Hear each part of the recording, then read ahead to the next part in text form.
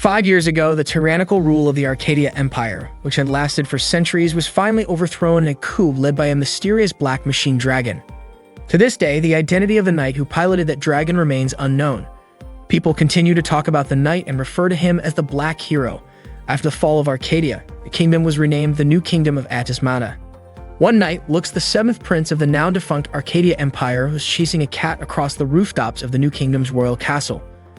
Unexpectedly, the roof beneath him collapsed, and he ended up crashing straight into the royal bath, landing right on top of Lisha, the princess of Atismata. Lux had no idea how things had gone so wrong. Lisha immediately covered herself and accused him of being a pervert. Clearly furious, she demanded to know what his last words were going to be before he died. Lux panicked, scrambling to think of something to say. Then he remembered a piece of advice from an old man he once worked with. Women appreciate compliments. So Lux told her that she was cute, had a great figure, and was very attractive. Lisha turned bright red with embarrassment, while everyone around them screamed in shock. Lux was horrified at how things had spiraled so quickly. He tried to explain that he had not meant it that way, but before he could say anything else, Lisha struck him hard. Lux was immediately taken into custody. He felt incredibly unlucky, especially since he still had work to do that day. He shouted that the whole thing was just a misunderstanding, apologized, and explained that he had fallen from the roof. When another girl arrived, Lux quickly tried to explain himself. He said that a girl's purse had been stolen by a cat, and he had been chasing it across the rooftops to get it back.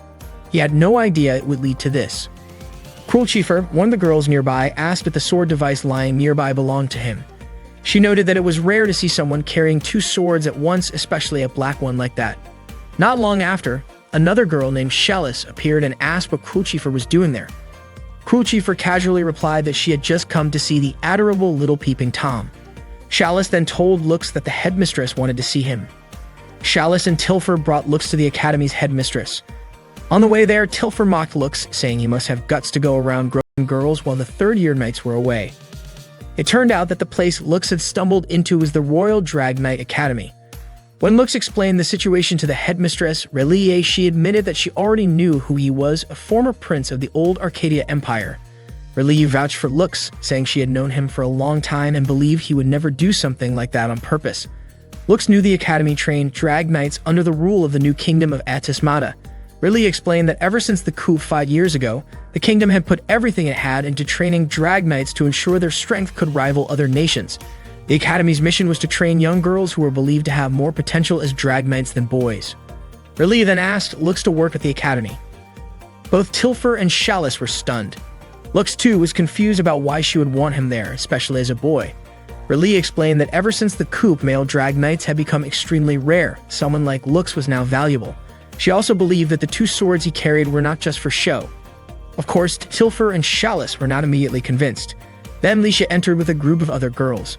She made it clear that she disagreed with the idea of letting a boy, especially a shameless one like Lux, work at the academy. Lux realized that Lisha was the same girl from the bath earlier.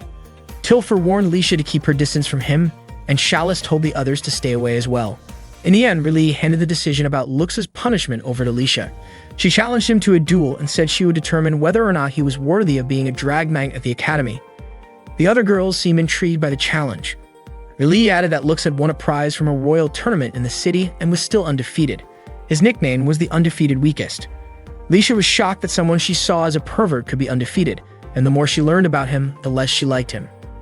Lisha pointed her sword at him and declared that it would be a one-on-one battle using their drag rides. If Lux lost, he would be imprisoned and treated as a criminal, but if he won, he would be pardoned and allowed to work at the academy. Lisha asked her friends to announce that there would be a duel between the new princess of the Atismata Kingdom and the former prince of the old Arcadia Empire. Lux was stunned to find out that Lisha was actually a princess. She then revealed that she was the first queen of the Atismata Kingdom, the very one that had destroyed the Arcadia Empire 5 years ago. Shortly after, Aeri, Lux's younger sister, arrived with a friend to meet him. Aeri couldn't believe what Lux had done. Lux apologized for causing a commotion at Aeri's school and asked why her friend wouldn't sit down. Aeri's friend said she had heard that if she got too close, Lux could lift her skirt just by breathing. Lux was shocked to hear that. Aeri introduced her roommate, whose name was Noct. Noct didn't expect that Aeri's older brother was the kind of guy who gave off such a sketchy vibe. Lux insisted that it was all just a misunderstanding. Aeri looked troubled, wondering what she would do if Lux were arrested. Ever since the coup, they had been treated as criminals just for being survivors of the royal family. The debt they carried as part of their pardon was too much for Aerie to handle on her own. She urged Lux to make sure he worked properly as a volunteer. Lux told her he had been doing his best, but Noct brought up how his efforts had apparently ended with him barging into the girls' bathroom and causing a scene. Aerie felt overwhelmed at the thought of her brother ending up in jail. Lux apologized again. No matter what, Aerie wanted Lux to win against Lisha. Noct pointed out that Lisha was unbeatable at the academy, but to Aerie that made her a worthy opponent for Lux. The day of the match finally came. Students gathered in the stadium to witness the battle between Lisha, the first queen of the Atismata Kingdom, and Lux, the seventh prince of the former Arcadia Empire. Lux and Lisha faced off in the arena. Lisha asked if Lux knew why she had challenged him to a fight. Lux assumed it was because he was a prince from Arcadia. She told him she would reveal the reason if he managed to win. Both of them activated their drag rides. Lisha mocked Lux's drag ride, which turned out to be an ordinary wyvern. Her own drag ride, in contrast, was a powerful high-level unit named Tiamat. According to her, there was a huge difference between his and hers. Aerie, watching from the stands, was amazed. High-level drag rides rarely use ancient weapons, which were incredibly powerful and could only be controlled by strong individuals. The difference between Lisha's Tiamat and Lux's wyvern was clearly massive. The match began. Lisha opened with a barrage of shots aimed at Lux, and he tried to dodge them. She easily landed a hit. Before continuing, Lux made a request. If the match ended in a draw, he hoped they could settle things through negotiation. He also apologized for what had happened in the bathroom. Hearing that, Lisha called him unbelievably stupid, which only made her angrier. Immediately after, Lisha activated her special weapon, 7 heads. Chalice was surprised that she would go that far. Tilfer questioned whether it was safe to use such dangerous weaponry with students so close to the battlefield. Before launching her attack, Lisha suggested that Lux stop using that wyvern and switch to his other sword device. Unfortunately, Lux did not want to use that sword. Lisha began her attacks and Lux kept dodging. It turned out that Lisha's attacks were strong enough to damage the arena's protective barrier. Lux started to worry that if one of those attacks hit him, it might actually kill him. The match announcer requested for the barrier to be repaired, and Rayleigh wondered whether Lux and Lisha were thinking about the safety of the audience at all. According to Noct, if things kept going like that, Lux could be in serious danger. Aerie pointed out that it was Lux's own doing, but even so, she said there was one thing that could always be said about him. Once Lux made up his mind, he would always follow through. Meanwhile, Lisha thought that if the fight dragged on, time might run out and the match would end in a draw.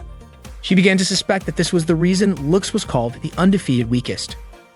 Lisha had no choice but to use the Tiamat's highest special move, Spray Shot. That attack brought Lux down and destroyed the surrounding area of the arena. This special move was a rare ability only possessed by high-grade drag rides, and Tiamat's unique trait was the power to manipulate gravity. However, using it together with a special weapon could cause Lisha to lose control. Thinking the battle was over, Lisha believed she had finally defeated Lux, but suddenly, her body froze and she couldn't move. Lux asked her to leave her drag ride. Lisha refused to give up just because of that. She still wanted to fight and defeat him, but right then the arena's protective barrier disappeared. At that moment, an abyss appeared. A monster that was only supposed to show up at the ruins. Aerie was shocked and questioned why there was an abyss there at all. The information center immediately called for instructors to bring the triads and evacuate all the students into the school. Chalice and Tilfer tried to calm the students and urge them to take shelter inside. The command center instructed all wyverns to form a protective shield around the gargoyle and defend the students. Hearing this, Lisha was confused and didn't understand what was going on. The abyss's attack managed to break through the barrier and Lux rushed in to strike back. He asked Lisha for one favor. Meanwhile, Chalice scolded Aerie and Noct for still being outside when they should have already taken shelter. Tilfer also called out Noct, especially since she was a triad member, for standing around doing nothing. Noct explained that Lux was Aerie's older brother. At that time, Lux was still fighting the abyss. Tilfer was surprised that he was willing to take on such a powerful enemy using only a standard drag ride. Chalice advised Aerie not to interfere and just wait until the instructors arrived, but Aerie believed that since there was only one enemy, Lux would lose. Lisha had already stepped back by then and felt relieved that Tiamat had calmed down. It turned out that Lux's request was for her to come down and help target the enemy. Lisha was annoyed and asked if Lux was trying to give her orders, but Lux explained that he would give her the signal to fire, and that signal would be when he raised his sword above his head. Lisha didn't know what Lux was planning to do with that broken sword, but she knew her 7 heads cannon had only one shot left. She couldn't believe she was about to use it, all to support someone like Lux, a so-called useless prince. Lux kept dodging the abyss while occasionally firing at it. The command center asked Lux to hold on, saying help was on the way. After that, Lux raised his sword as a signal, but the abyss immediately broke it. Lisha then fired the 7 heads cannon at the abyss and successfully landed a hit. After the shot, Lisha mentioned that if a defensive maneuver could open up a window of opportunity for attack, then she could unleash her full strength. And that was the basic strategy for fighting monsters. She quickly rushed over to Lux, who had collapsed. Later that afternoon, Lisha was soaking in the bath, replaying everything that had happened. She started to suspect that Lux had intentionally made himself the target to give her a chance. And it was the first time a guy had ever tried to help or protect her. At that moment, Lux was lying weakly in bed. He dreamed of someone asking whether his wyvern would fight alongside the other person's Bahamut or against it. The dream woke him up immediately. Right then, he saw Lisha walk in and ask how he was doing. Lux asked if she had come to take care of him. Lisha put down the glass of water she brought and said that she came because Lux had saved her. Lisha could no longer tell whether Lux was genuinely humble or just acting arrogantly. She also wondered if everyone in the Arcadia Kingdom behaved like that. Lux himself wasn't quite sure anymore. He had been forced out of the kingdom since he was a child. Lisha was puzzled by how Lux could be willing to fight an abyss with just a regular drag ride. That wasn't something ordinary people did. Lux admitted he didn't really remember all the details. He just felt like he had no other choice back then. Lisha thanked him for protecting everyone, and Lux responded by calling her a generous princess. Lisha proudly said that she did consider herself to be a fair and generous one. They both laughed. Lisha confessed that she now completely trusted Lux, and Lux felt relieved hearing that. Then Lisha revealed the real reason she had challenged Lux to a duel. It was because she couldn't just let him walk away after seeing her body. Lux admitted that he had seen everything and thought it was beautiful. Lisha scolded him and called him a pervert, though what she was actually referring to was the mark below her stomach. It turned out to be the emblem of the Arcadia Kingdom, and Lux was surprised to find that he had the same mark. Lisha wasn't ready to explain why yet, but she asked Lux not to tell anyone about it. Lux promised he wouldn't. Lisha then asked why Lux was so stubborn about not using his black sword device. Lux couldn't give her an answer, and Lisha understood. If they both had secrets, then it was only fair. She told him that starting tomorrow, Lux would officially be a part of the academy. The previous order from the headmistress had been revoked, and Lux would now be attending as a student knight of the royal family. Lux was shocked to hear that and didn't quite understand how it all happened. Before leaving, Lisha asked Lux to start calling her by her name, just like the others did. Unbeknownst to them, their conversation had been overheard by Crucifer.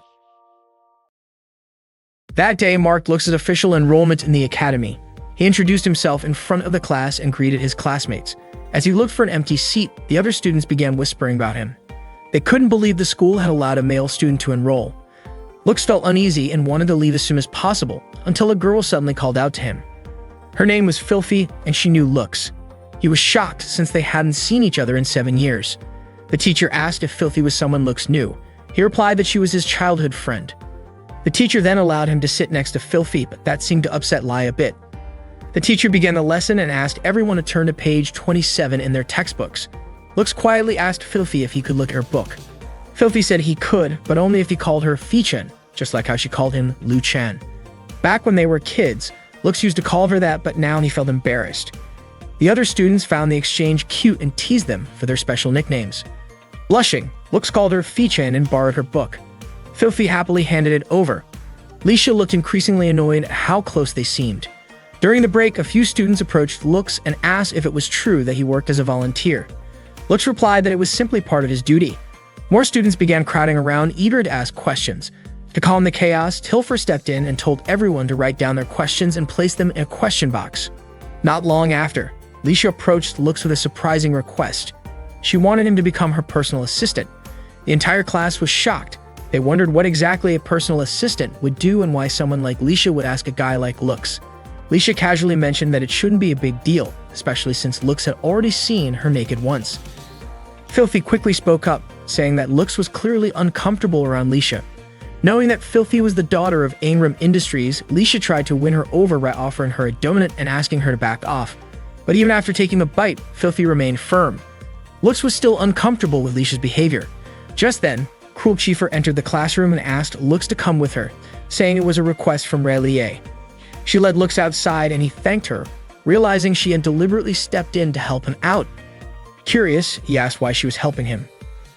Kunchifer then asked if Lux had ever heard of the Black Hero, the Drag Knight who single-handedly destroyed the Arcadia Empire. To this day, no one knew the hero's true identity. She said she had a personal reason for needing Lux to find that mysterious person. That night, Lux had a dream about his past. He remembered Fuil speaking about human experimentation within the Empire and about the girl who had been his childhood friend. Fuil had said that they might need to eliminate everyone involved, but Lux had wanted to minimize the casualties. He woke up suddenly from the dream, only to realize his hand had landed on something soft. He jumped up in panic after realizing he had accidentally touched Filthy's chest. Filthy also woke up and greeted him casually. Lux was confused and had no idea why they were sleeping in the same bed. Filthy explained that this was her room, and that it had simply been a long time since they last slept together like when they were kids. Looking extremely flustered, Lux asked her to please put her clothes on.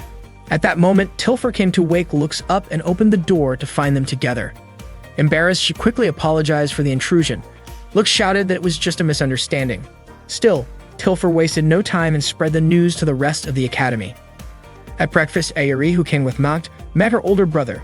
She was stunned to hear that Lux had actually stayed overnight in his childhood friend's room. Lux tried to explain that he had simply gone to sleep in his own assigned room and didn't realize Filthy was his roommate. Ayuri was shocked, and Lux admitted he had spoken to Relie, the academy's headmaster, about it, but apparently there were no other vacant rooms left. Relie, who was also Filthy's older sister, had asked Lux to look after her. Even though the arrangement had Relie's approval, Lux was worried it might lead to misunderstandings, especially since rumors had already started spreading. He hadn't expected things to turn out this way. After hearing his explanation, Ayuri quickly left, even though Lux had hoped they could have breakfast together. Ayuri turned him down, saying that if they ate together, they'd probably end up wanting to spend even more time with each other. Ayuri hoped that Lux would be more careful about what they had talked about earlier. That afternoon, Lux visited the workshop and announced that he was there to accept the job he had been given. He found Lisha asleep on the floor. She said she was the one who had written the job request. When Lux asked where the workshop manager was, he was surprised to find out that Lisha herself was the manager. She showed Lux that she had finished preparing his wyvern. He didn't expect that she would be the one fixing it. Lisha explained that she had done it because Lux was part of the Royal Knights, a special unit made up of selected students. She recognized that Lux's skills as a drag knight were enough to join, and for the sake of the kingdom of Atismata, she hoped Lux would support them as well. Lux agreed to help however he could. Lisha told him that he would officially become a member after Class 3 and upon returning from the induction ceremony. She then invited Lux to go for a walk. According to her, to form a strong team as Royal Knights, they needed to understand each other better. So she brought Lux to a famous restaurant in the city. Lux felt he didn't belong in such a fancy place, but unexpectedly, Lisha had forgotten her wallet. In the end, Lux treated her to some snacks and invited her to sit by the pond. Lisha apologized even though she had been the one who asked Lux to accompany her. Lux encouraged her to eat the snack while it was still warm. The food turned out to be really good, but suddenly Lisha started feeling uneasy being there. Lux asked if she was alright. She admitted that she just needed a short rest. Lux then suggested a nice, quiet place to relax. He brought Lisha to the highest spot in the area just beneath the bell tower. She immediately liked the peaceful atmosphere. Lux knew about the place because he used to clean it as a volunteer, and ever since, he had grown fond of it. He praised Lisha for being able to fix a drag ride on her own. In his eyes, her technical skills were beyond that of a typical drag knight, more like a queen, even. Hearing that, Lisha walked toward the edge of the platform. Lux quickly stopped her, saying it was too dangerous. She then asked what being a queen meant to him and wanted him to tell her how someone could become a proper queen.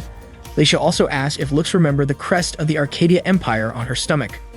She revealed that 5 years ago she was taken hostage by the Arcadia Empire as leverage against her father, who had been involved in a coup.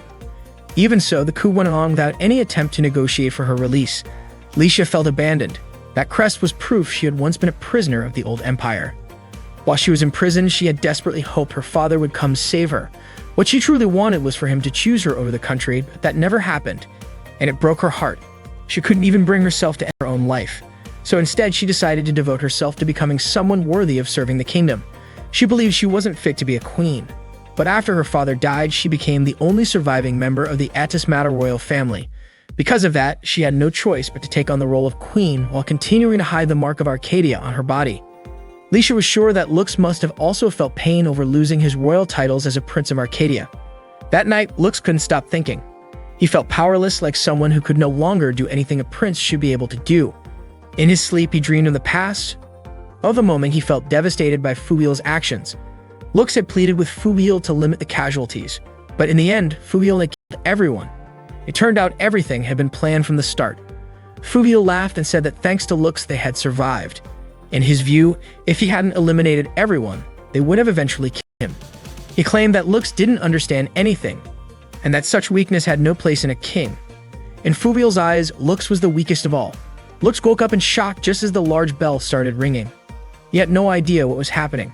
The next morning, a teacher gathered the trained students to inform them that an abyss had appeared in the southwest ruins earlier that morning. The Drag Knights from the Royal Security Forces had already been dispatched to intercept it. The students were told to prepare in case they were needed and to await further orders. Lux met up with Aeri and found that the students were already gathering. Lisha also stopped by to say goodbye. She had to leave because duty called. As a royal knight, she needed to be ready for danger at any time. Lux reminded everyone to stay alert.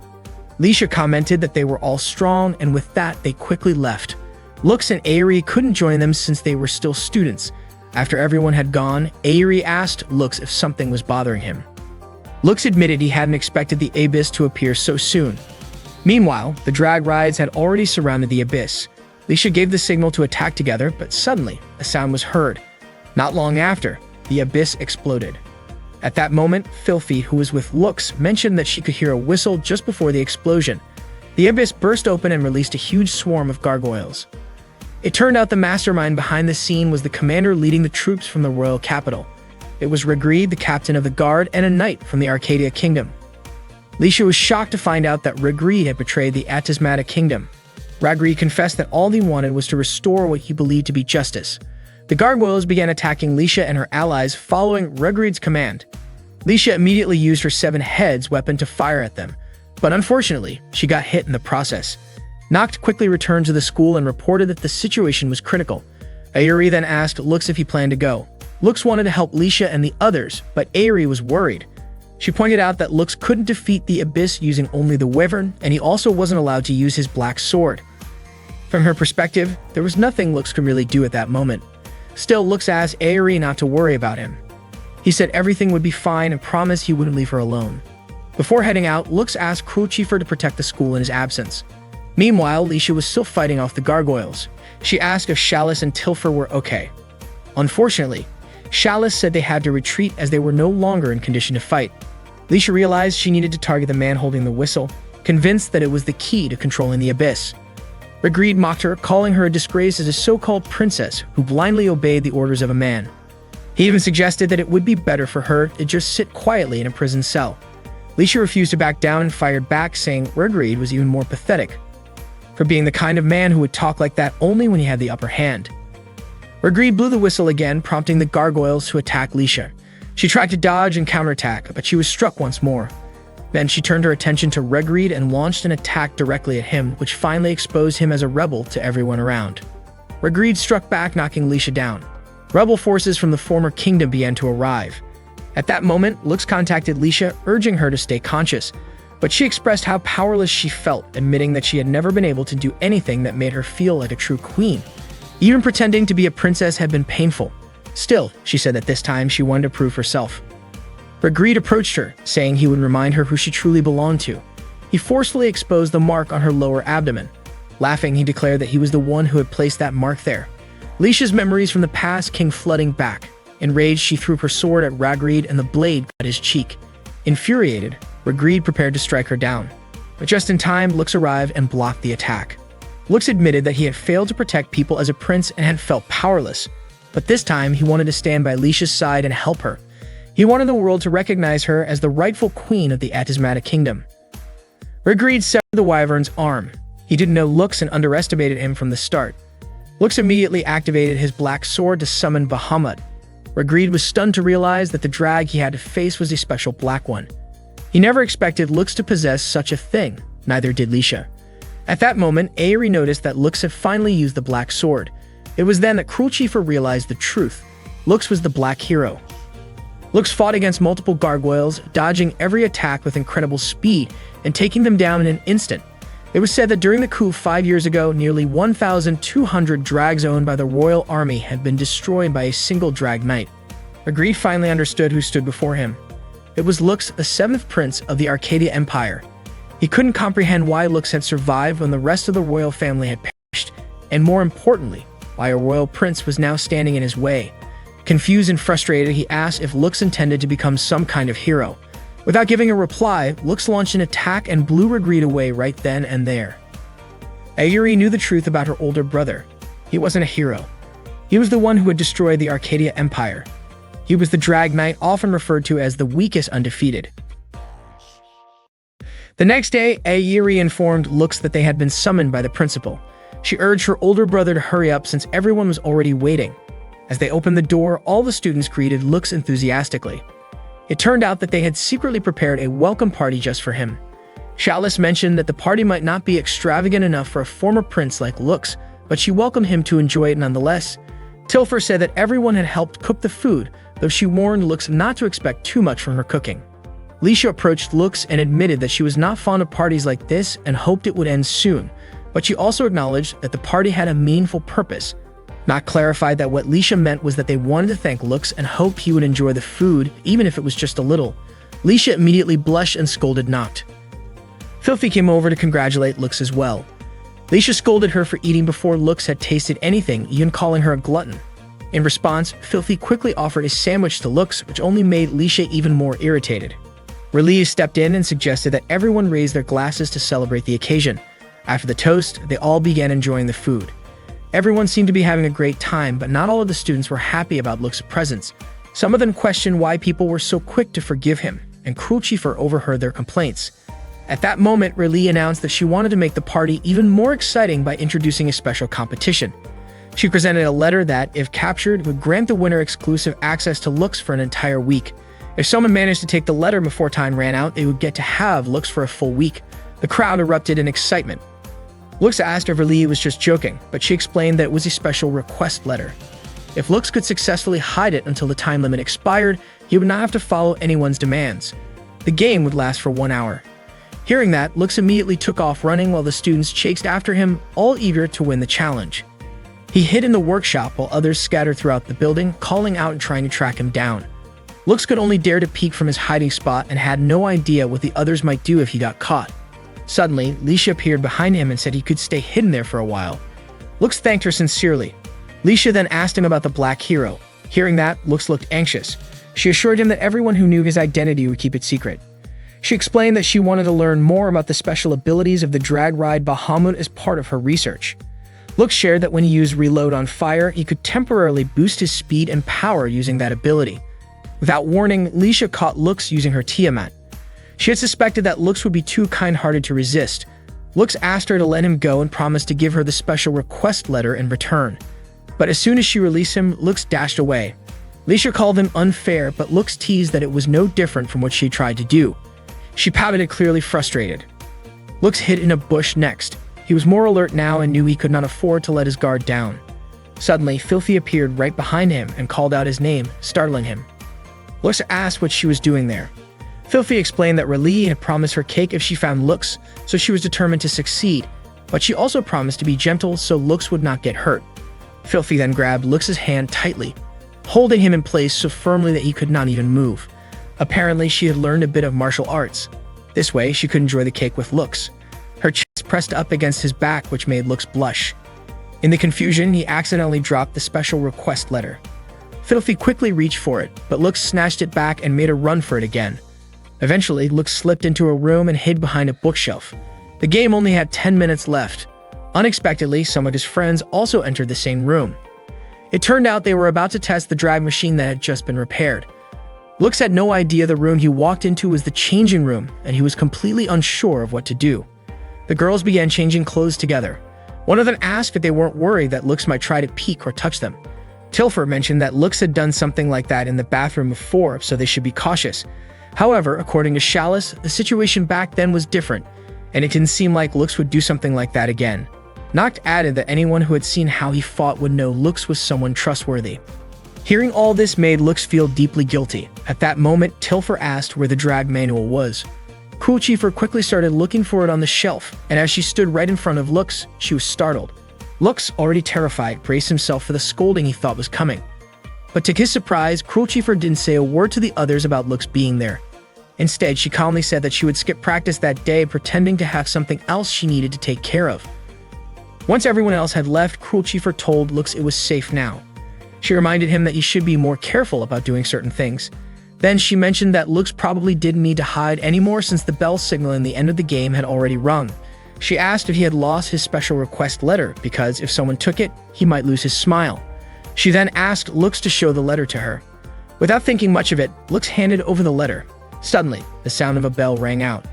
Cruel Chieffer then revealed that the game time had just ended, and since she now had his special request letter, she could ask him to do anything she wanted for a whole week. Lux was confused. He thought time had already run out 5 minutes ago, but Cruel Chieffer had secretly moved the clock hands in the room. Lux couldn't believe he had been tricked so easily. Cruel Chieffer reminded him that she had already warned him earlier to be more cautious. Then she whispered to him that starting that moment and for the next week, she wanted him to be her boyfriend. Lux was stunned and his cheeks turned red. That evening, Lux and Aerie went to see Relie. Aerie mentioned that rumors about Lux dating Cruel Chieffer were already spreading around school. She understood it though, saying Lux was still in a growing phase. Lux clarified that he hadn't asked Cruel Chieffer for anything. Aerie said it was fine if he wanted to enjoy a normal school life, but reminded him not to forget his position there. Relie had already been waiting for the two of them. She showed them the whistle Regreed had used during the attack on the city 2 weeks earlier. According to her, Regreed had used the whistle to control the abyss, and it seemed like it was found inside some ruins. She explained that soon the Royal Knights would be launching an investigation, and she wanted Lux to confirm whether the whistle was the key or not.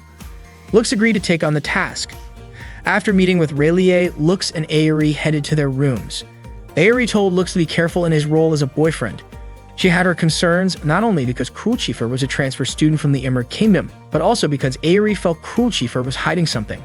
The next morning, Cruel Chieffer and Lux had breakfast together. Lux brought up the rumor he heard, that Cruel Chieffer was actually a princess from Ymir. Cruel Chieffer confirmed it and said one of the reasons she came to the kingdom of Atismata was for a political marriage. Lux was surprised, but Cruel Chieffer explained that 90% of noble marriages were like that. It was a logical solution even if it wasn't ideal. Still, she wanted to avoid it until the very last moment, at least until she reached her personal goal. Lux, now even more curious, asked what her personal goal was. Cruel Chieffer explained that in a few days, a maid from her family would be sent to the academy.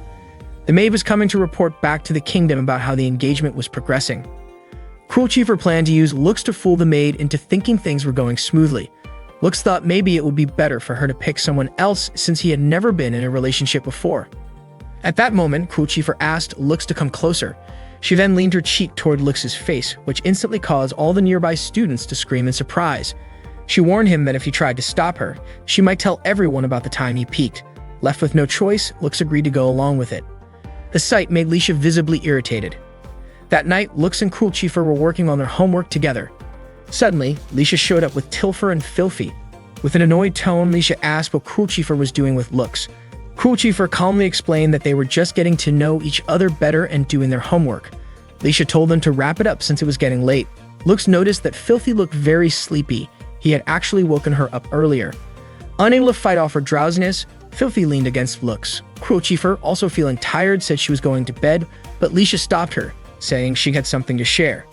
With a proud smile, Lisha told Cruel Chieffer that she had once held hands with Lux and that their relationship had already moved to a more intimate stage. Cruel Chieffer admitted she wasn't too familiar with romance customs in that country, but she asked if holding hands was really considered such a big deal. Tilfer chimed in, saying that Lisha might not fully understand things like that. Suddenly, Lux asked Lisha if she knew what a kiss was. Caught off guard, Lisha nervously responded that a kiss was something done during a wedding or when making children. Cruel Chieffer was surprised that Lisha didn't know more about it. Out of the blue, Filthy mentioned that she had kissed Lux before. Lux was shocked and quickly covered her mouth to stop her from saying more. Cruel Chieffer then told Lux to go to bed since they had a date scheduled for the next day. Hearing this, Lisha was stunned and even more annoyed. The next day, Lux and Cruel Chieffer met up for their date. Lux was stunned when he saw Cruel Chieffer wearing a stylish outfit. As they walked together, Cruel Chieffer held Lux's hand, which drew the attention of people around them. Lux asked if she had done that on purpose. Cruel Chieffer admitted that she had. She wanted to make sure everyone truly believed they were a couple. Unbeknownst to them, Lisha and Filthy had been following and watching them from a distance. Meanwhile, Cruel Chieffer and Lux went to a clothing store that seemed expensive to Lux.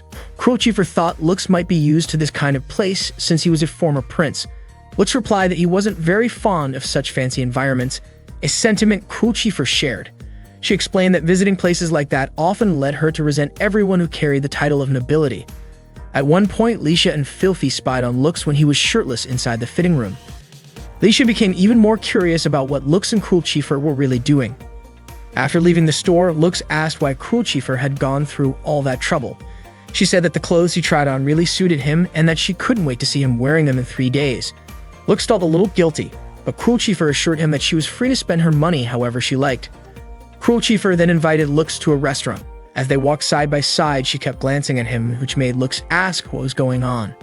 Cruel Chieffer responded that looking at his sweet face from the side was perfectly normal for someone in a relationship. Lux began to wonder if they were even going in the right direction, but Cruel Chieffer admitted she didn't know. She had been too focused on him the whole time and never got tired of being by his side. Suddenly, an attack came from above, and Lux quickly moved to protect Cruel Chieffer. 2 men approached them and warned them not to move, explaining that their comrade was aiming at Lux from above. If Lux dared to make a move, he would be shot. Lux began to wonder if these men were remnants of the Arcadia Kingdom's army and if their goal was to kidnap him.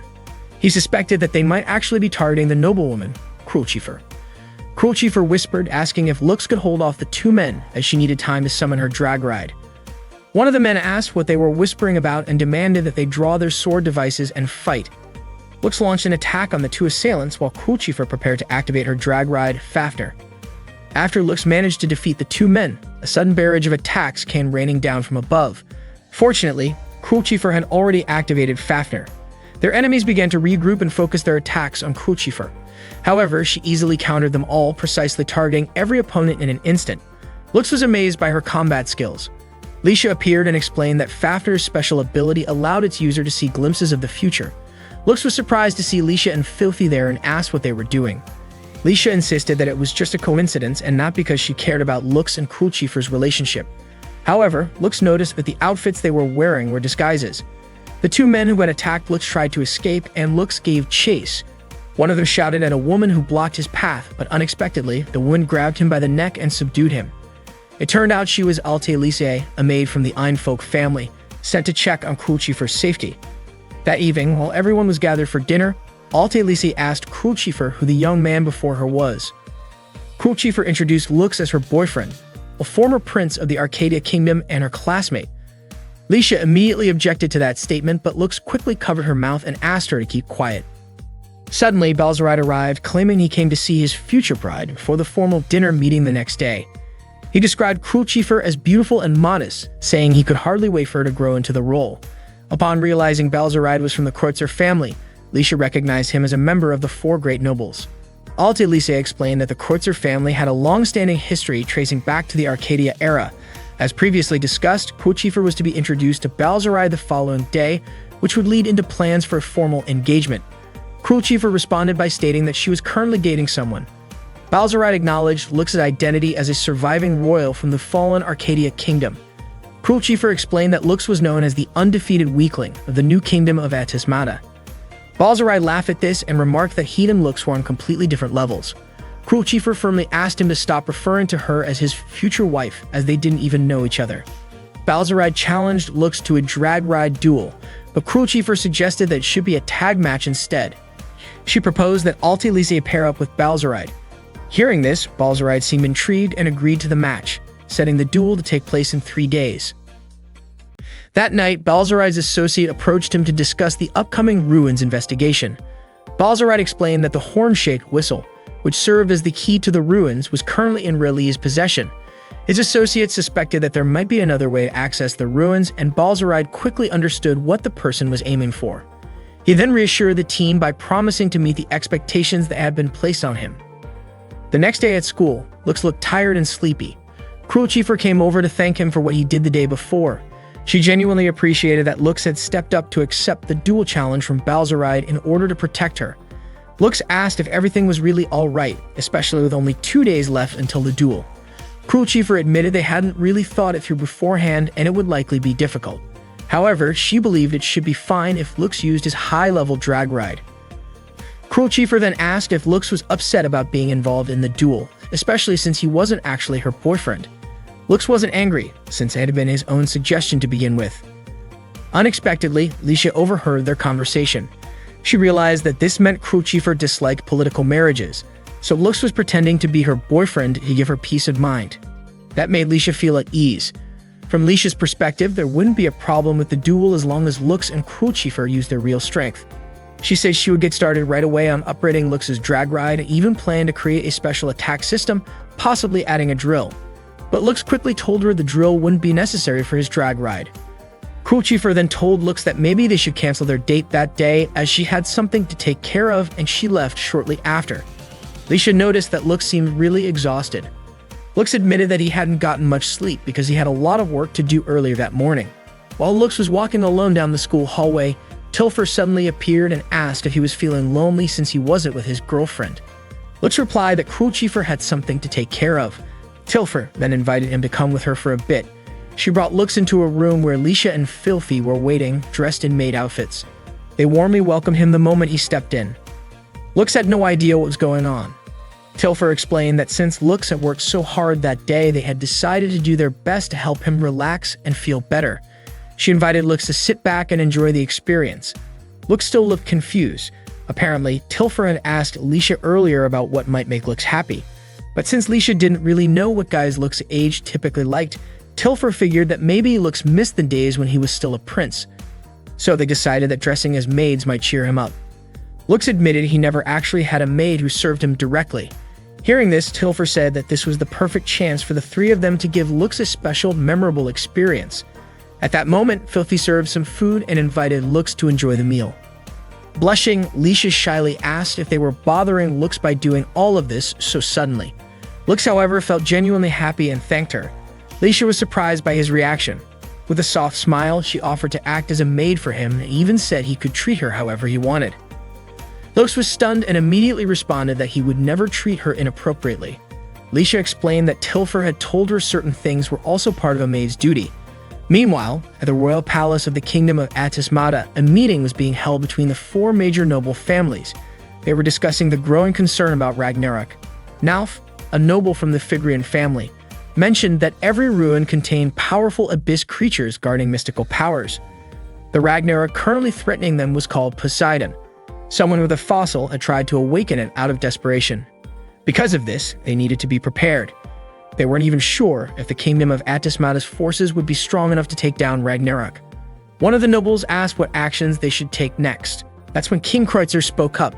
He said there was one path they could take: continue investigating the ruins in order to find the most powerful weapon hidden inside. King Kreutzer declared that he wanted to entrust this important task to his son, Balzeride. Later that night, Relie gathered the students to talk about the ruins investigation happening the next day. She showed them the horn-shaped whistle that would be the key focus of their mission. She explained that she had spoken to several people and was told that in order to access the deepest part of the ruins, they would need a special key. Relie suspected that the horn-shaped whistle might be exactly that key. Relie assigned the task to Lux, and Lux accepted it. Lisha mentioned that she would adjust Lux's drag ride the next day by adding a drill-type enhancement, but Lux told her it wasn't necessary. Lisha was confused as to why Lux kept refusing, even though the drill's capabilities could significantly boost his drag ride's power. At that moment, Lux noticed Crucifer standing at the far end of the room, and he couldn't understand why she was there. After the meeting ended, Lux approached Crucifer and asked why she had attended it. Crucifer replied that it made perfect sense for her to be there since she would be joining the investigation the next day. Lux was surprised as he thought transfer students like her weren't allowed to participate in ruin investigations. However, Crucifer explained that she had personally requested to take part. She asked Lux not to treat her any differently from the others and to see her as just another member of the team. For her, this was one of the few chances she got to move closer to her goal. Lux still didn't quite understand what that goal was. That night, Lux went to soak in the hot bath, still pondering why Crucifer was so eager to join the mission. To his surprise, he suddenly noticed Filthy bathing right next to him. Caught off guard, Lux asked her why she was there. Filthy explained that she had just finished training outside and that Relie told her she could still use the bath if she went right away.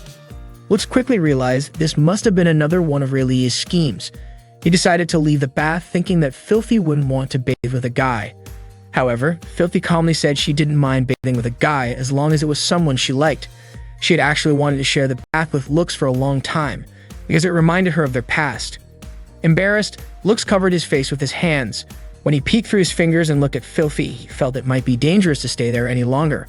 He was clearly nervous, but Filthy eventually dozed off in the bath. Lux immediately woke her up, feeling both surprised and awkward when his eyes unintentionally glanced toward her chest. His cheeks turned bright red as he told her she shouldn't fall asleep there. Filthy thanked him sincerely. Then, when Lux looked at Filthy's back, he asked if she remembered having a scar there. Filthy didn't seem to recall it clearly, but Lux was certain that she had a faint scar on her back, even if it wasn't a deep one. Before leaving, Filthy asked Lux to be careful during the investigation, and she mentioned that R'lyeh had forbidden her from going. Lux reassured her that he would return safely. However, as he continued to glance at Filthy's body, he felt his head spinning from staying in the bath too long and fainted into the water. The next day, when everyone had gathered and was ready to begin the investigation, the instructor announced a change in the mission. He called out Balzaride's name. Everyone was shocked to see him there. The instructor explained that they would have a special member joining the investigation. Balzaride introduced himself and said he was there to assist with the ruin investigation.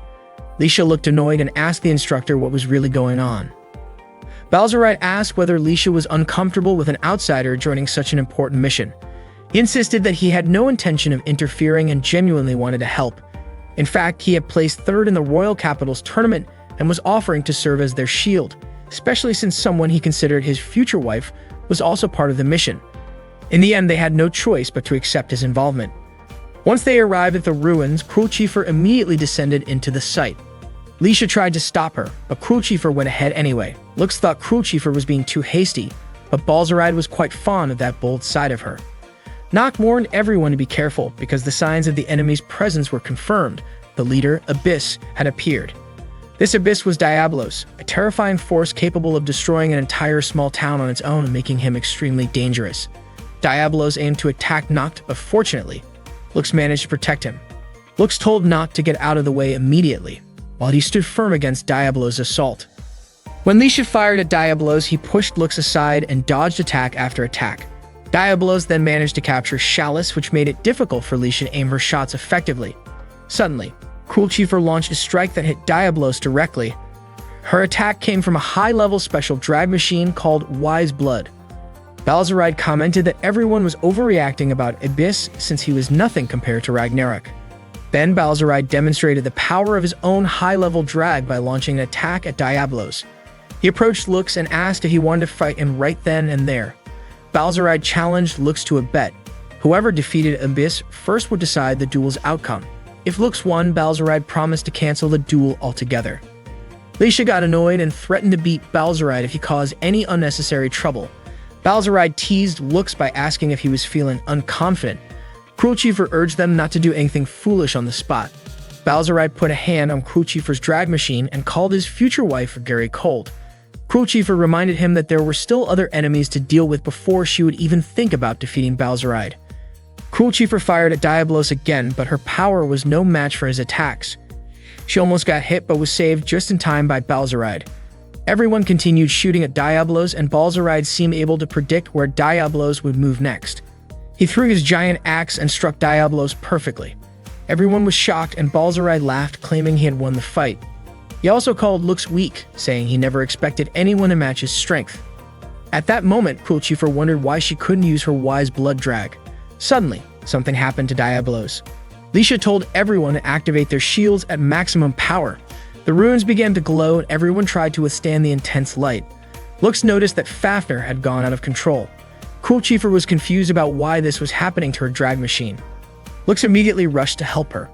The ruins shone brightly and dazzled them all, while Diablos' explosion was swallowed by the ruins.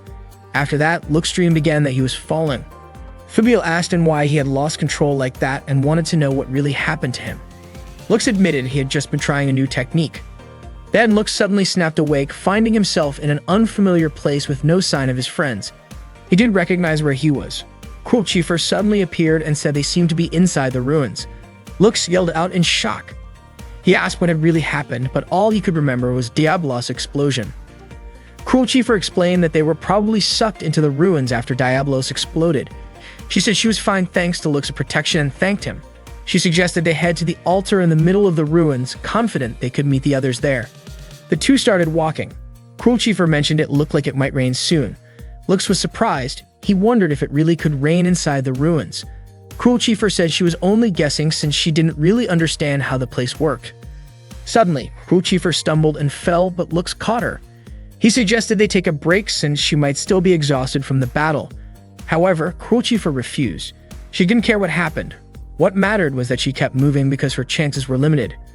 Cruel Chifer stood up again but fell once more. Lux offered to support her as they continued onward. Lux asked why Cruel Chifer was searching for the Black Hero. She explained that normally, no matter what happens, there's a limit to how long you can use a drag. But apparently that limit didn't apply to the Black Hero. She hoped it was true, and that the Black Hero was someone like her, which was why she was looking for him. When they reached the altar, Cruel Chifer said it seemed like they were the first to arrive. Lux took out a whistle and wondered if it might be the key, asking if it was okay to blow it here. When Cruel Chifer reached the center of the altar, a warning suddenly sounded, confirming the key's presence and activating a special code to unlock it. Lux was shocked and wondered if Cruel Chifer was actually key. Cruel Chifer admitted it and revealed that she wasn't an ordinary human like others in the world. She also confessed that she was the only survivor from the ruins. The altar then opened slowly. Lux still couldn't understand why it happened. Cruel Chifer and Lux arrived at the altar ruins. As Cruel Chifer walked toward the center of the altar, it suddenly opened. It turned out that Cruel Chifer was the key to unlocking it. Cruel Chifer admitted that he was not actually a human from that world and that he was the only survivor from the ruins. As the altar doors opened, the surrounding area immediately began to collapse. Seeing the danger nearby, Lux quickly pulled Cruel Chifer inside. Although they managed to avoid the fallen debris, it seemed like they were now trapped inside that place. Cruel Chifer kept walking forward, while Lux had no idea what kind of place they were in. Cruel Chifer explained that he had been told he was found inside a box just like the one there. Only then did Lux realize that Cruel Chifer was not actually a biological child of the Einfolk kingdom. Cruel Chifer shared that his adoptive father was researching the ruins for the religious nation of Ymir. During that research, his adoptive father found Cruel Chifer and took him out of the ruins.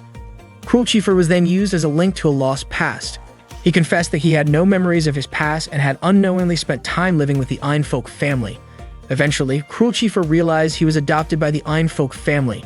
His parents, siblings, maids, and everyone else kept their distance from him. Cruel Chifer worked hard in his studies and in training to become a dragon knight so that he could earn their love and be accepted as part of the family, but he never got that acceptance. After receiving a special dragon machine, his older and younger sisters questioned him. Faintly, Cruel Chifer heard his family say that he was different from them. Cruel Chifer didn't want to believe they trusted the research on the ruins that much. He hoped that he was truly part of the Einfolk family. But the truth was, Cruel Chifer's real identity was that of a survivor from the ruins. He still didn't know much about his past or whether his friends were also survivors. Even so, Lux mentioned that they hadn't done any research on the ruins yet. However, Cruel Chifer asked him not to continue because he was afraid that none of his friends would acknowledge his existence. Cruel Chifer apologized for driving Lux into his selfishness over his own meaningless existence. Lux said that wasn't true. He told Cruel Chifer not to worry about the religious nation of Ymir or the Einfolk family, because to him, Cruel Chifer was his friend. He asked Cruel Chifer not to say such sad things anymore. Cruel Chifer laughed and suggested that Lux shouldn't take the complaints of a woman too seriously. Lux was surprised and wondered if Cruel Chifer was just joking. According to Cruel Chifer, Lux's weakness was being too kind to others, so he wanted to test that. Unexpectedly, Lux's reaction was beyond what Cruel Chifer expected. Lux laughed and felt a little embarrassed. Cruel Chifer then asked why Lux was so kind, even though he was a prince from the kingdom of Arcadia with a bad reputation. Lux guessed it might be fate. The reason he, his mother, and Aerie were expelled from the royal palace was because his grandfather was a tutor within the royal family. His grandfather had seen how the kingdom operated and couldn't just stand by quietly. No one wanted to help the royal family who were suffering, so they ended up abandoned and ignored by both the royal family and the people. Cruel Chifer asked Lux if he held any grudge against the royal family and those people. Lux admitted that he had once held resentment and even started to hate everyone since no one wanted to help him. But Filthy helped him.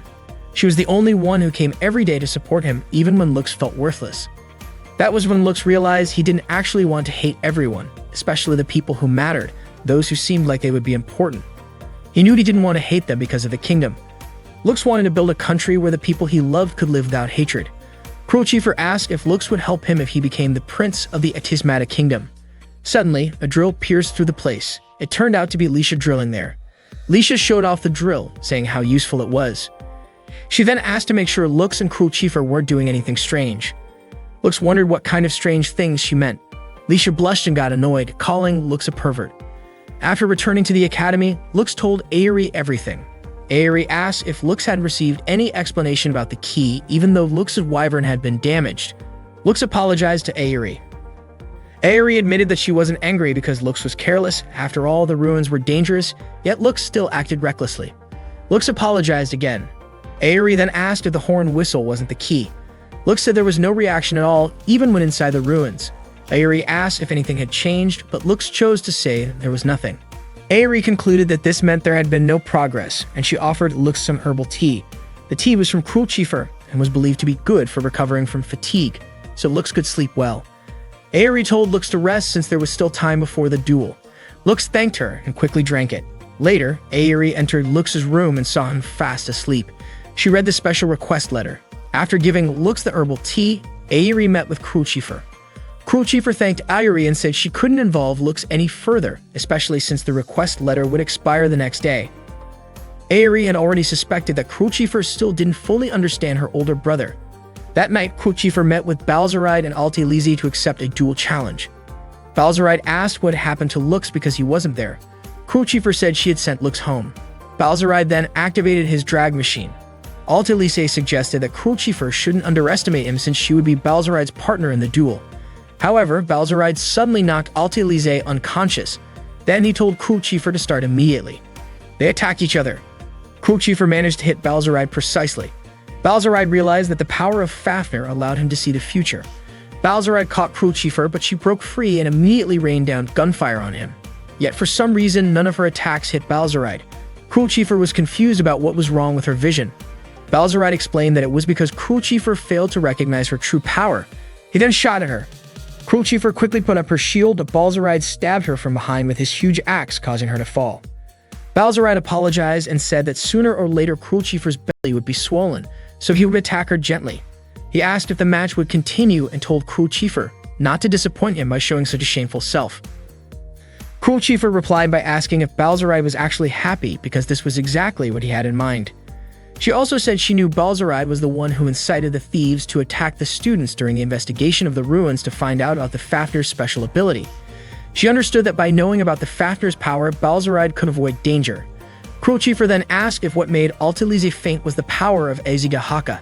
Balzaride confirmed it. Balzaride smiled and admitted he had planned everything to capture Cruel Chief the key. However, even though Cruel Chief knew the truth, he believed she was nothing more than a tool that could not change anything, and he was sure she would never defeat him. Balzaride even said that no one in the world could save Cruel Chief, which was why her fate was to serve him only. Suddenly, Lux threw a sword toward Balzaride. Balzaride dodged skillfully. Lux arrived with his black drag machine and Balzaride didn't recognize him. Cruel Chief was shocked to see him. Lux apologized for being late and said he was joining the duel. Balzaride laughed when he saw Lux revealing his identity as a woman. According to Balzaride, the black hero was even dumber than he thought. Lux said Balzaride didn't understand how valuable Cruel Chief was and that he wouldn't hand her over to him. Lux immediately activated his reload on fire attack. Cruel Chief shouted that she didn't want Lux to get more involved in this matter. Lux and Balzaride clashed fiercely, with Balzaride managing to swing his massive axe. Lux realized that Balzaride could predict his moves using a special Fafnir ability called Wise Blood. Hearing this, Cruel Chief was shocked to find out that Azigahaka had the power to steal his opponent's special abilities. Every time Balzaride used that power, it drained energy from Cruel Chief's drag. Cruel Chief then understood that Balzaride had done the same thing to Altelize, so Azigahaka's ability was to steal energy from any drag it touched. Balzaride admitted that he was impressed by Lux's insight. Then he launched an attack aimed at Cruel Chief to lure Lux in, hoping Lux would immediately make a move. Once Lux touched him, Balzaride unleashed a reload on fire attack. Using his Wise Blood ability, he could anticipate Lux's next move, and then he quickly swung his massive axe, putting pressure on Lux. Balzaride laughed mockingly at the Black Hero's power after having stolen it.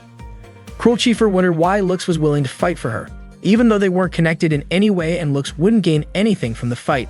Suddenly, Airi pointed out that this was the downside that also became Lux's strength. Lux acted beyond what anyone expected, and if they tried to stop him, he definitely wouldn't listen. Aerie asked Crucifer to watch how Lux was fighting for her sake. At that moment, Lux was still holding back Balzarai's attacks. Balzarai knew that Lux must be aware of Ragnarok's location, and he wanted to face Ragnarok on behalf of the Etismata Kingdom. Balzarai then let Lux go and opened fire, but Lux blocked the bullets by drawing his sword. Balzarai said he needed to quickly find new armor and techniques from the ruins. He even claimed that sacrificing one woman could save the entire country. Suddenly, Lux's drag machine went out of control. Crucifer pleaded with Lux to stop everything, but Lux said it wasn't over yet. Crucifer told Lux not to push himself because she was only using him, and to her, Lux was nothing more than a tool. She admitted this now because if she had said it earlier, things might have ended without hope and without the feelings she was experiencing. Crucifer cried sadly while saying this, but Lux still believed Crucifer was his girlfriend, so he could definitely help her. Lux asked Crucifer to let him fight for his beloved girlfriend. Balzarai called Lux stupid and underestimated what Lux was going to do since his power had already been stolen and his drive machine was out of control. Lux activated his recoil burst ability.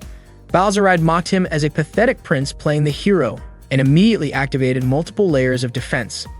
At that moment, Lux said he didn't want to be a hero, but ever since he swore to destroy the kingdom, he had prepared himself to fight. Balzarai couldn't understand how Lux was able to control his sword when his drag machine was going haywire. With all his strength, Lux managed to defeat Balzarai. Crucifer was stunned and asked Aerie if Lux shouldn't have been able to use his special ability. Aerie explained that it wasn't actually a special ability. Lux's plan was to make his drive lose control, gather that chaotic energy until the last moment, then use it like a double-edged sword. That was how he managed to gain unusual power. Crucifer said Lux had been reckless, but Aerie pointed out that was just who Lux was, never caring about his little sister's worries and always fighting for others. After the duel ended, Lux invited Crucifer to return to the academy. Crucifer wiped her tears and took Lux's hand. The next day, Lux and Crucifer went on a date.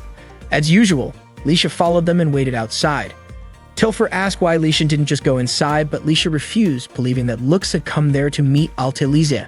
So Lisha peeked through the window and saw Lux looking surprised because Alte Lise had asked him to become engaged to Crucifer. Alte Lise explained that Lux's skills as a drag knight had already been proven by defeating Balzarai, and she was confident that the family head would see it as the right decision for Lux to be engaged to Crucifer. She took responsibility for everything that had happened and asked for permission to help support Lux and Crucifer's relationship so that they wouldn't run into any more trouble. Lux hadn't agreed yet, but Alte Lise quickly excused herself to leave. Lux begged Alte Lise to listen to his explanation first. Then Crucifer asked Lux to sit down. Lux told her that their relationship was supposed to be just pretend, so he wondered how things ended up like this. Crucifer reminded him that he had said it himself during their duel the night before. She clearly heard Lux say that she was his girlfriend. Lux blushed and admitted he said that out of anger. Crucifer said it wasn't a big deal if they got engaged. Lux asked her not to tease him, but Crucifer admitted she didn't like indecisive guys and had understood that about Lux during the week they had been dating. According to Crucifer, Lux was very aggressive and that made her fall in love with him. Then she suddenly kissed Lux on the lips, which shocked Lisha to no end. Crucifer kissed him again, leaving Lux surprised and unable to pull away. Lisha became so angry that the glass in front of her cracked. After Crucifer pulled away from the kiss, Lux's face turned red with embarrassment. She gently stroked Lux's cheek and said she wouldn't mind doing that if they ended up getting married. Lux was visibly trembling after hearing that. Suddenly, Lisha came in and scolded them both. One night at the academy, the students noticed a beautiful girl they had never seen before. She quickly ran away to avoid their conversations. Suddenly, a trainer called out to her, telling her not to be wandering around so late at night. He asked her to return to the dormitory and warned her about thieves lurking nearby. The trainer felt like he recognized her face and asked if she was a transfer student, to which she admitted she was. He reminded her to be careful since there had been reports of perverts or peeping individuals around. The girl wondered why no one seemed to notice her presence. Earlier, when she was with her friends, Lux asked Chalice if the academy's security had changed recently. Chalice explained that ever since rumors about perverts roaming around started, the academy had tightened its security. According to her, the situation was troublesome, especially with the ongoing problem of Ragnarok in the city. Lux recalled Balzarai's words about fighting Ragnarok to protect the Etismata Kingdom. Chalice mentioned that besides Balzarai, there was another knight who could defeat Ragnarok, Celestia Ralgris. She was a princess from one of the 4 great noble families and the strongest third-year student at the academy. Rumor had it she would soon return from the kingdom's capital and was known for strongly disliking men. Lux felt worried because he needed to talk to Celestia. Chalice said they could discuss it later and asked Lux to help her patrol around the school, which Lux agreed to. Suddenly, Noct and Lisha grabbed both of Lux's hands and started dressing him up as a girl. It turned out that the girl who was mistaken for the transfer student was actually Lux, disguised as a female. At that moment, Lux thought that even though he knew he was a decoy, he didn't expect things to go that far. Lux was very curious about what Celestia, the strongest senior at the academy, would be like. While waiting on a park bench, he suddenly overheard someone talking to a cat, saying she had to stay in the kingdom's capital. Before the girl could say more, the cat walked away. Lux grew curious about who the girl really was. Suddenly, someone appeared behind Lux, holding a knife to him. Lux screamed in surprise, which made the girl look toward him. Lux wondered if this person was the thief the trainer had warned about. The girl immediately attacked the attacker, saying she would not forgive his actions, and told him to drop his weapon and surrender. The attacker then threw tear gas to blind both of them. Lux saw a knife being thrown in their direction and managed to block it, but the blade scratched his hand. The girl asked if Lux was okay and quickly took him to the student infirmary. She asked Lux to take off his shirt so she could treat his wound, which made him worried because he was disguised as a woman. The girl insisted that he remove his shirt, saying it wasn't good to leave the wound untreated. Lux removed his shirt and asked the girl to treat him from behind. After she finished bandaging his hand, Lux thanked her. The girl commented that Lux's body was quite muscular, guessing he must be skilled with a sword. She was surprised when Lux admitted he had seen her talking to the cat earlier and asked him to forget it, calling it just Lux's imagination. She said that just because she did that didn't mean she didn't have friends or anyone to talk to. The girl was relieved that Lux's injury was only minor and warned him not to act recklessly again. She also said it was her duty to protect the underclassmen. Lux admitted he was glad she was okay. The next morning, while having breakfast, Lux still remembered the girl saying she had never seen him before. Lux had to tell her his name was Luno, and she introduced herself as Celestia. Celestia seemed interested in Lux and even invited him to talk again sometime. As the strongest student in the academy, she was known for her strong dislike of men. While Lux was daydreaming, Lisha called for him. When he didn't respond right away, she wondered if he was tired. Lux admitted he was a bit exhausted from last night's patrol. Crew Chiefer then appeared and said that she had planned to teach some lessons that day. She offered Lux a break or suggested they go for a walk to change the atmosphere. Lux's face turned red when Crew Chiefer held his hand and brought her face closer to his. Seeing this, Lisha immediately scolded them for being affectionate since their act was supposed to be over. She then asked Crew Chiefer to let go of his hand. The two of them ended up playfully fighting over Lux, who felt embarrassed because everyone was watching them. That night, Balzaride's friend came to his prison cell. Balzaride was confident that his friend had come to rescue him. He looked happy and said that from now on, he would never lose to Lux again. Balzaride's friend touched his chest with a finger, and in an instant, Balzaride transformed. He wondered why his friend had left him behind, especially since Balzaride was the one who had planted the Ragnarok seed. His friend smiled and blew a whistle. Shortly after, several Abyss appeared at that location. The next day, while in his room, Lux thought about how he needed to press the Ragnarok, so he had to talk to Celestia. Suddenly, Tilfer knocked on his door and called him immediately. It turned out there was a debate going on between Lisha and Celestia. Celestia objected to the academy accepting Lux because his admission was decided when she wasn't there. Lux quickly entered the room and Celestia greeted him. Celestia thanked Lux for saving the academy from danger while she was away, but she believed that as a male, Lux shouldn't be at the academy. Lisha argued that without Lux, the rebel forces would have attacked the academy. Celestia said she would handle the situation herself, so there was no need to rely on a man's strength. Lux asked Celestia to allow him to join in pressing Ragnarok, which was supposed to be Balzaride's task. According to Celestia, the threat to the Atismatic Kingdom had nothing to do with Lux, so if Ragnarok were to rise, she herself would face it. Still, Lux wasn't planning to leave the academy. Lux didn't doubt Celestia's strength, but Ragnarok was a powerful and dangerous enemy to be faced alone. Celestia got annoyed and firmly stated that she would not accept Lux in the academy.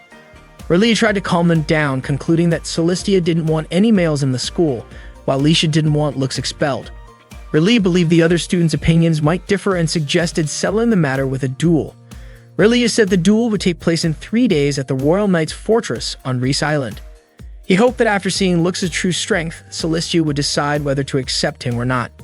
Lisha was happy with the decision and even bet that Lux would win. Celestia accepted the decision and left, confident that Lux wouldn't be able to defeat her. That night, Shania knocked on Celestia's door and thanked her for negotiating to expel Lux from the school to restore the academy's standards. Celestia told Shania not to worry because she would still make Lux leave after fighting him. She couldn't believe she had to fight Lux, but that was the only way to protect the school. At Reese Island, Cilicia asked all the students to do light training since they had come there to improve their skills. Leisha encouraged Lux not to give up because even light training with Cilicia was very tough. Lux noticed a place at the top of the island. Leisha immediately invited him to start training. That day, the students practiced sword swings alongside Cilicia. After the training, Leisha rested with Chalice, Lux, and Cruelchifer at the dining area. Leisha felt extremely tired because the training almost killed her. Lux thought Cilicia was amazing because she could train longer than anyone else. Cruelchifer said that was typical of Cilicia. She worked harder than others, was very diligent and strong, but it seemed like she was always thinking about something. Chalice soon invited them to return to their rooms and rest. At that time, Lux returned the costume he had worn during his disguise. Chalice was curious why Lux went through the trouble of bringing the costume to the island. She said Lux was really kind and gave the costume to him as a gift. Lux declined, saying he didn't need it, but his friends insisted that the costume suited him well. Suddenly, Shania called Lux to come with her because there was an urgent matter. Shania tricked Lux by telling him that Cilicia had asked for a massage. When he entered the room, Lux was surprised to see Cilicia without any clothes on. He wondered why Cilicia was there and why someone who disliked men like her would ask him for help. After finishing the massage, Cilicia thanked him and said she wanted to change clothes quickly, so she asked him to turn off the lights. Lux was about to leave the room, but Cilicia asked him to stay because she wanted to express her gratitude. When the lights went off, Lux quickly changed into a woman's costume. Once the lights came back on, Cilicia thanked him again and said she hadn't realized it was Luno who had been massaging her.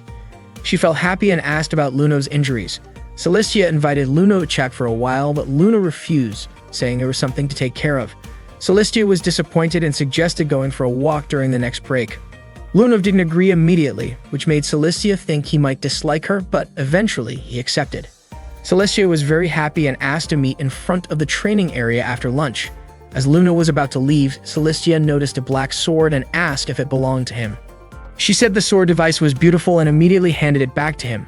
Luno felt relieved after leaving Cilicia's room. Suddenly, Shania appeared and demanded to know who he really was since she had never seen him before. At that moment, Cruelchifer told Shania to let Luno go because she had some business with him. Shania called Cruelchifer rude for interfering, but Cruelchifer pointed out that Shania had been secretly standing at the door and asked what she was really doing. Shania left quickly to avoid a confrontation with Cruelchifer. Luno was very grateful to Cruelchifer and was surprised that she recognized him even while he was in disguise. Cruelchifer warned Lux to be careful because it seemed like Shania was trying to get him expelled from the academy. In the early morning, Filthy was staring out the window of Lux's room. Lux woke up and was shocked to see Filthy inside his room. He reminded her that the place wasn't the girls' dormitory but the training area. Still sleepy, Filthy asked if Lux wanted a hug because her mother once told her that a hug could make someone feel more motivated. Lux remembered their childhood and said he was no longer a child. Filthy was surprised by how much Lux had changed since she thought he would never change because he had always been kind. She hugged him tightly and said they would never change at all. Filthy even said she would fight Cilicia if Lux lost and that she wouldn't let him get kicked out of the academy. Lux thanked Filthy and promised he would do his best. The next day, Cilicia invited Luno to go out together. She took him for a walk through the market. Cilicia invited Luno to go inside a lingerie store. At that moment, Cilicia tried on some lingerie in front of Luno and even encouraged him to try some as well. Feeling a bit dizzy from seeing Cilicia's appearance, Luno decided to quietly slip away. After they finished their little outing, Cilicia apologized to Luno for forcing him to come along. She felt like she wasn't doing a good job as a bodyguard for her underclassmen and thought she had failed as a senior student. She was even worried that her father might scold her despite being the leader of the Knights. Luno disagreed, saying that wasn't true at all because he really enjoyed spending time with her. Upon hearing this, Cilicia immediately hugged Luno and called him a very kind person. Afterward, they drank tea and ate some cakes together under a tree. Unexpectedly, Cilicia fell asleep for a short while. Luno thought it was okay since it was break time, but Cilicia felt like she shouldn't show any sign of weakness. Seeing that, Luno asked if Cilicia always held herself back like that. Cilicia answered that strong people are those who can endure their loneliness, so she was fine. Suddenly, Luno laughed and said he remembered Cilicia chatting with a cat.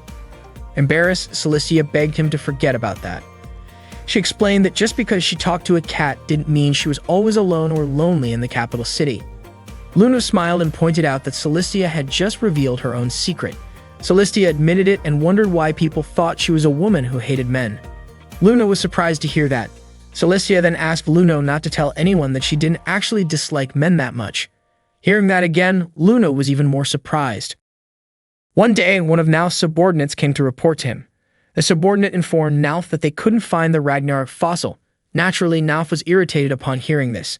The man continued, saying that the patrol team had found traces of the fossil, specifically an empty shell left behind by the Ragnarok, but the actual body of the creature was nowhere to be found. That same day at the academy, a swimming practice was about to begin. While they were changing clothes, Shania asked Celestia whether Lux would be coming to the practice and if she would allow him to swim together with them. Shania found it odd that Celestia didn't reject the idea outright. Instead, Celestia said that she had already told Luno that she didn't actually hate men. In fact, it was quite the opposite. She was interested in them. Celestia went on to explain that the person who had raised her since childhood was a kind and strong man, but despite that, she had no idea how to interact with young men. Moreover, as the eldest daughter of the Raugrus family, one of the 4 great nobles and a leading figure among the kingdom's knights, she had always been expected not to rely too much on men. Later on the beach, Lux's friends called him over to join them. He was stunned when he saw them in their swimsuits. Embarrassed, Lux quickly turned his face away and said he hadn't seen anything. The girls walked over to him. Noct commented that Lux's reaction was strange, reminding him that they were wearing swimsuits, not underwear. Cruelchifer mentioned it was her first time wearing a bikini, and that she actually liked it. Filthy playfully splashed water at Lux, trying to get him to join in. Lux ran off to avoid getting soaked and ended up spotting Lisha, who seemed self-conscious about her swimsuit. She hadn't expected the design to expose her midriff that much and tried to cover it with a towel. Lux told her the bikini looked really good on her. Lisha didn't take that well. She looked annoyed and called Lux a pervert. Not long after, Relie and Aerie came over.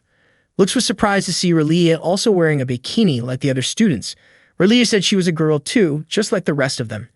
As she removed the towel covering her, her chest was revealed, noticeably larger than most of the others. Aerie couldn't help but feel a little jealous when she saw that. Lux noticed Aerie looking upset and asked what was wrong. Aerie instinctively covered her chest with her arms and called Lux a pervert. Lux was taken aback, confused about why Aerie would think that. Lisha also found Lux's behavior questionable.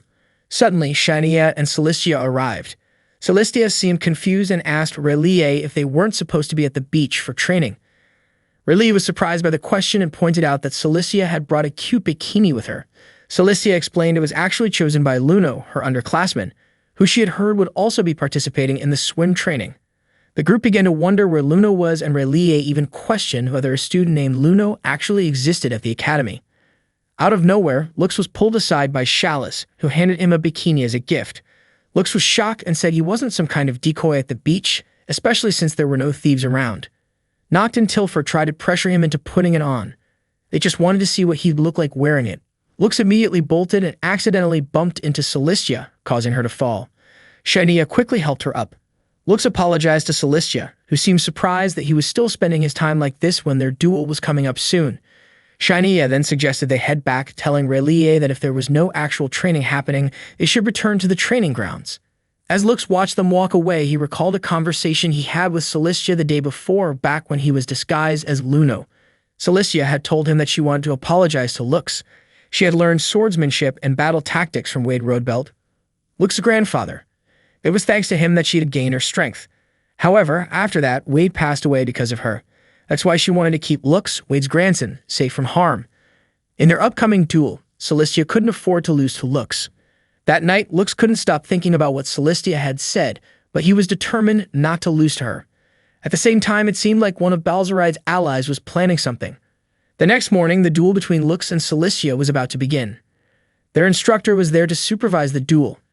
The instructor explained that the winner would have one of their wishes granted. Lux's wish was to stay enrolled in the academy and be allowed to join the missions to defeat the Abyss. Celestia, on the other hand, wished for Lux to leave the academy and rejected his request outright. The instructor gave the signal, and both of them drew their swords and summoned their drag rides. Celestia quickly activated hers, called Lindworm. Noct looked surprised. Despite Celestia using a high-level special drag ride, Lux had chosen to use a wyvern instead of Bahamut. Aerie explained that some of the royal knights involved in training still didn't know Bahamut's true identity, so Lux was deliberately hiding it. She also believed that Lux might actually have a shot at winning. The duel between Lux and Celestia then officially began. Meanwhile, a spy was seen suddenly running near the training grounds. Fortunately, Tilfer and Chalice intercepted him in time. They quickly realized the man was a spy from the Heiberg Republic. It turned out that Chalice and Tilfer had already gathered evidence showing that the spy had been recording information about the Academy and sending it back to Heiberg as coded messages. Chalice revealed a stack of envelopes in her hand and stated that the thief who had been sneaking around the Academy was actually this spy. Tilfer was convinced that everything had been orchestrated as a setup to trap Lux. She then demanded that the spy remove his mask as they already knew who was behind it. It was Shania. Shania removed her mask and Chalice immediately asked why she had done all of this. Shania confessed that her mission was to eliminate everyone at the Academy and destroy the kingdom of Atismata. Chalice and Tilfer were shocked by her response. Shania then activated her drag ride and suddenly the sound of a war horn echoed through the air. Both Chalice and Tilfer were stunned when they saw Shania's drag ride. Shania declared that she would bring an end to the boring duel and turn it into a real battle.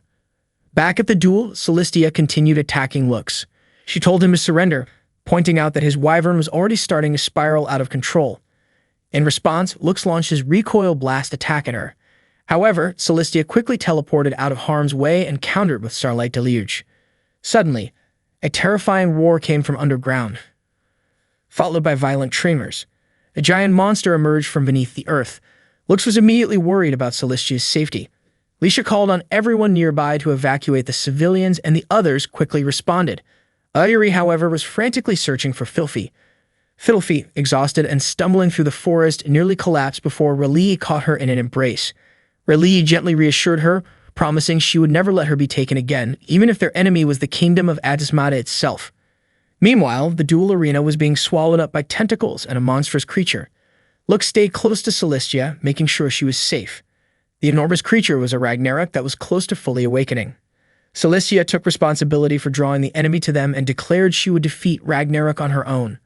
Lux warned her not to act recklessly, but Celestia didn't listen. She pressed forward through the sea of tentacles trying to trap her and activated her Divine Gate attack, striking directly at Ragnarok's core. The beast fell limp, releasing a strange blue fluid. Celestia assumed that she had won.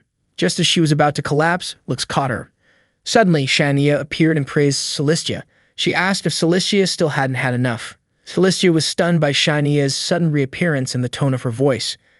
Shania declared that things weren't over yet. A sharp whistle rang out again. Lux recognized the sound and immediately suspected that the one who blew the horn was his older brother, Fuil. After hearing the sudden sound of a whistle, Ragnarok unexpectedly rose again, leaving Celestia and Lux almost unable to believe their eyes. Shania quickly launched an attack on Celestia, but Lux stepped in and blocked it. Shania called Lux a useless prince who knew nothing, then revealed that it was actually Celestia who had killed Lux's grandfather. She immediately fired another shot, hitting both Lux and Celestia. Celestia was nearly unconscious, and Lux tried to wake her up. When she came to, she apologized to Lux for not telling him the truth about Wade, his grandfather. She explained that when she was a child, she had accidentally overheard a conversation about corruption within the kingdom of Arcadia. When she reported it to Wade, who was a royal advisor at the time, he was thrown in prison and later died there. Everyone related to him by blood was also banished from the palace. Celestia remembered Wade's last words to her. He told her that she was not at fault and that she should fix everything and take his place. At that time, she too was in danger and had to flee, or so she thought. But in the end, she couldn't do it. Instead, she lied to Lux and ended up dragging him into all of this. She apologized again. Celestia believed Lux must resent her, but he shook his head. Then he revealed his black sword device. Celestia noted that it looked just like the one Luno carried. Lux apologized for keeping it a secret from her and said he was ready to accept whatever punishment she wanted to give him. He activated his drag ride and Celestia commented on how special it was. Lux confessed that he didn't hold any grudge against her. In fact, he deeply admired her. He liked how strong, kind, and awkward she was. He promised to protect her, and he respected her for taking his grandfather's place. Lux moved towards Shania, who had been waiting for the Black Hero to try and kill her.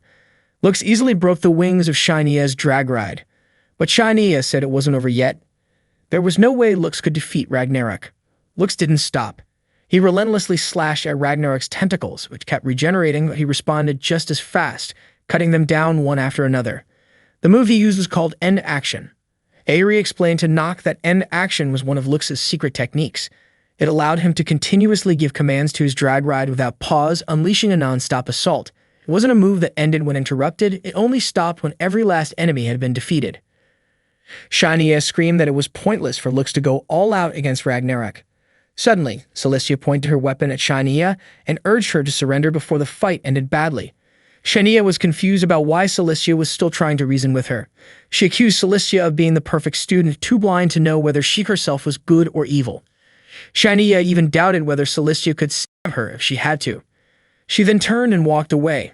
At that moment, Lux destroyed Ragnarok's core and collapsed from exhaustion.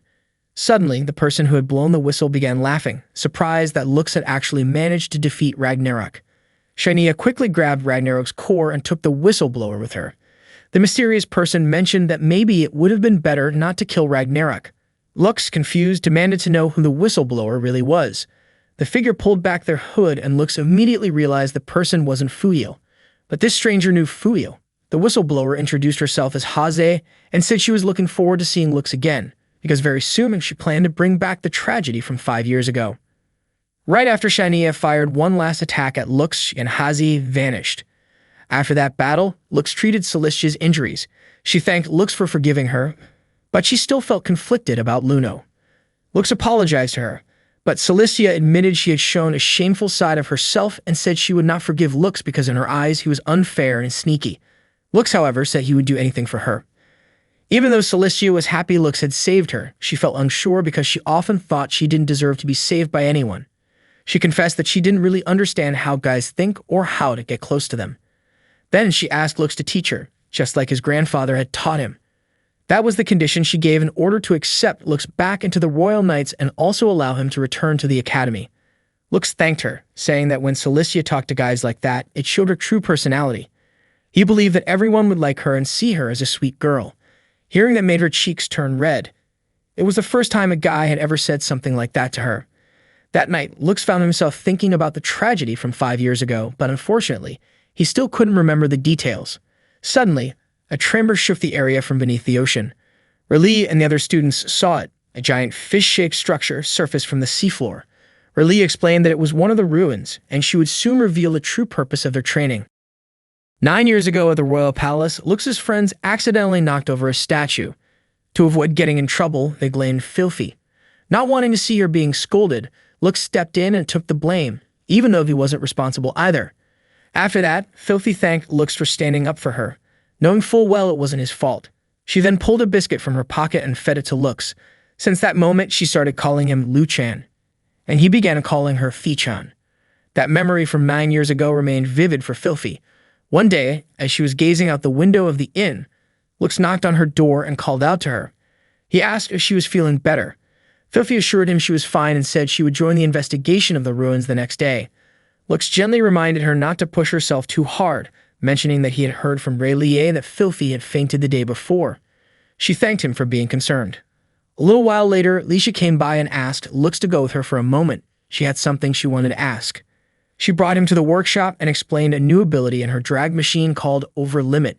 It was a technique that allowed someone to operate the drag machine beyond its usual limits, enabling them to input a release code. However, she warned Lux not to try it under any circumstances, as it could potentially be fatal. Lux was shocked, wondering why such a dangerous feature was necessary. Lisha explained that it was a precaution just in case Ragnarok ever appeared again. Still, she was confident things would be fine, since the Ragnarok and the ruins they were heading to had already been defeated. Despite this, Aerie seemed to have a bad feeling about it. The next morning, everyone got ready for the ruins investigation. R'lyeh mentioned that because the Ragnarok had been taken down, there was a possibility that the gate to the deeper parts of the ruins had opened. She also noted that Aerie would be joining the investigation, since the area was quite vast. R'lyeh asked Aerie to explain how they would enter the ruins. Aerie explained that based on the investigation results, an ancient script located in the center of the ruins could transport them inside when a beam of light appeared after a certain amount of time. Lux, still worried about Filthy, reminded her to let him know immediately if she started feeling unwell, even just a little. Filthy smiled and told him he was always so kind to her. Suddenly, Aerie spoke up and said she wanted Lux to protect her too. As they gathered at the entrance of the ruins, R'lyeh checked in with Filthy, asking if she was sure she was okay, especially since it had been a while since she last operated her drag machine. Once inside, R'lyeh asked Noct if everything seemed stable. Noct replied that they needed to wait a bit longer to monitor the Abyss reaction in their bodies. Airi explained that according to the documents, the ruins had 11 underground floors, and they were currently on the first. Raleigh encouraged everyone to get started, and the group began descending the ruins floor by floor. On the second floor, Lisha reminded everyone to stay alert. There could be traps or abyss monsters lurking around. Shortly after, Airi suddenly told them all to stop. They had reached an area where vegetation could grow, similar to a forest, and it appeared to have its own unique ecosystem. Cruel Chiefers speculated that a major battle might have occurred there in the past. It seemed the machine that had been maintaining the ecosystem had stopped functioning. Lisha then asked Noct if she had detected any enemies nearby. Noct said she hadn't seen anything, despite having already expanded the enemy detection range earlier. Raleigh instructed everyone to split up and start investigating. Airi began assigning roles. Cruel Chiefer was to investigate the 4th floor, Tilfer the 5th, and Lux the 6th. Celestia requested to accompany Lux to the 6th floor, but Airi declined. She wanted Celestia to handle the 3rd floor on her own, confident that she was capable enough. Although a bit reluctant, Celestia accepted the assignment. She wondered why she was always sent out alone, but admitted it made sense. She was the most experienced one there. Lux then offered for her to walk halfway with his unit. Surprised, Celestia asked if that would really be okay.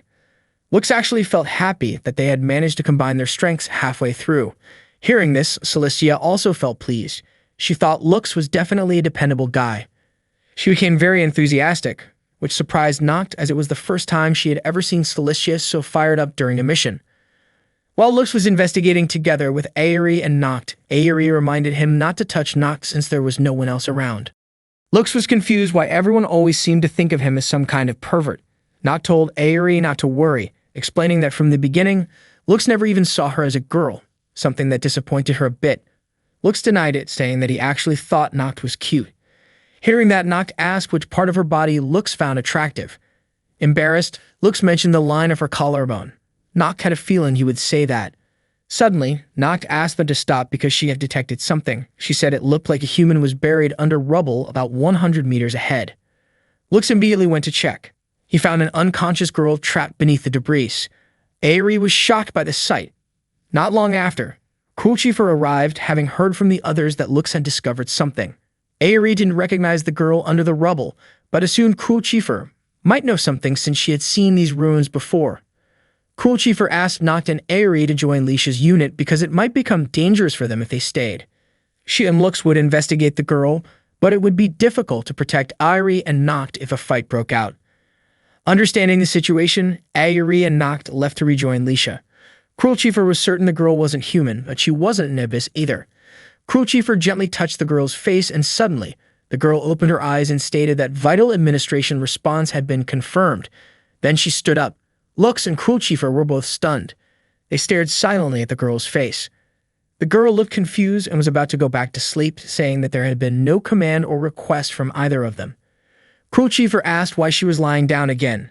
The girl said she didn't want to cause a misunderstanding, but she had no memory of this particular encounter. She even hoped Cruel Chiefer could prepare a program. She referred to Cruel Chiefer as administrator, which left Cruel Chiefer puzzled. Cruel Chiefer asked for her name.